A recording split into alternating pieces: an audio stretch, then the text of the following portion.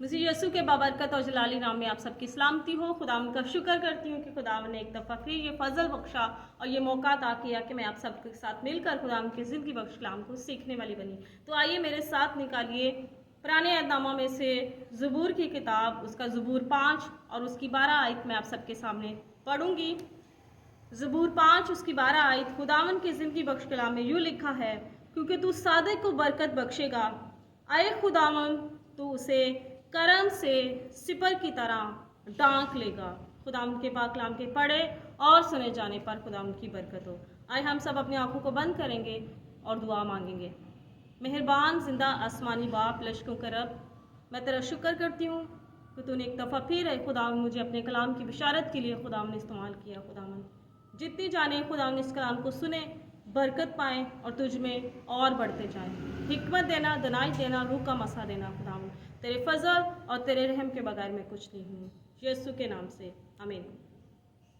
अभी मैंने जो हवाला आप सबके सामने पढ़ा उसमें लफ्ज़ आता है बरकत। तो आज हम सीखेंगे कि लफ्ज़ बरकत क्या चीज़ है, बरकत किसे कहते हैं और हम खुदा से बरकत किस तरह हासिल कर सकते हैं।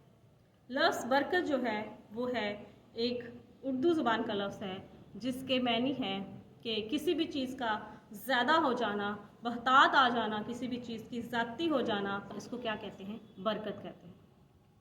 इंसानी ज़िंदगी में बहुत सारी बरकत हैं। खुदा ने इंसान को बहुत सारी बरकत से नवाजा है। अगर हम पुराने अहदनामा में देखें तो लफ्ज़ बरकत में खुदा की सोच और खुदा के इरादे जो थे वो ज़ाहिर होते थे, जो वो अपने ईमानदार बंदे और बंदियों पर ज़ाहिर करता था। खुदा ने हमें जब बरकत देनी होती है तो वो हमें किस तरह बरकत देगा हम आज सीखेंगे।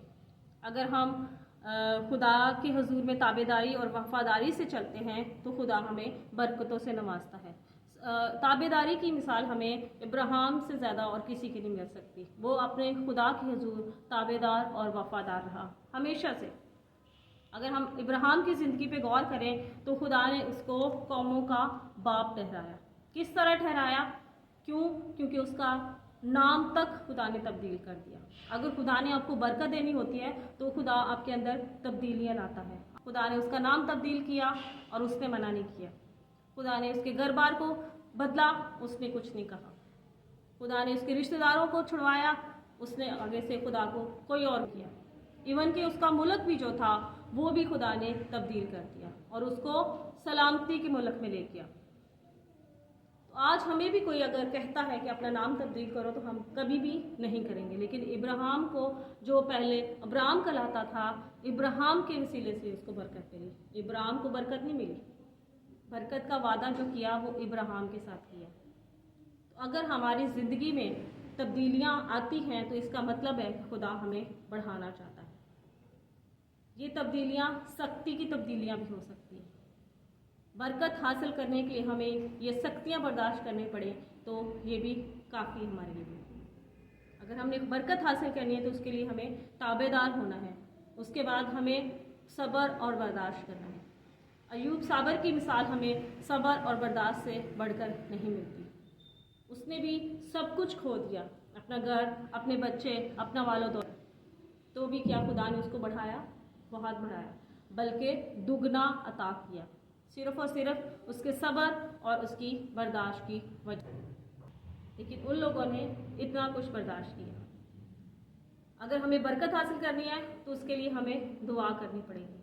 खुदावन के कलाम में लिखा है कि तू खुदावन अपने खुदा की इबादत कर, तब वो तेरी रोटी और पानी पे बरकत देगा और तेरे बीच से बीमारी को दूर करेगा। हमें दुआ करनी है तभी हम खुदावन की बरकत हासिल कर सकते हैं। खुदावन इस कलाम के वसीले से आप सबको बरकत दे। आमीन। God bless you.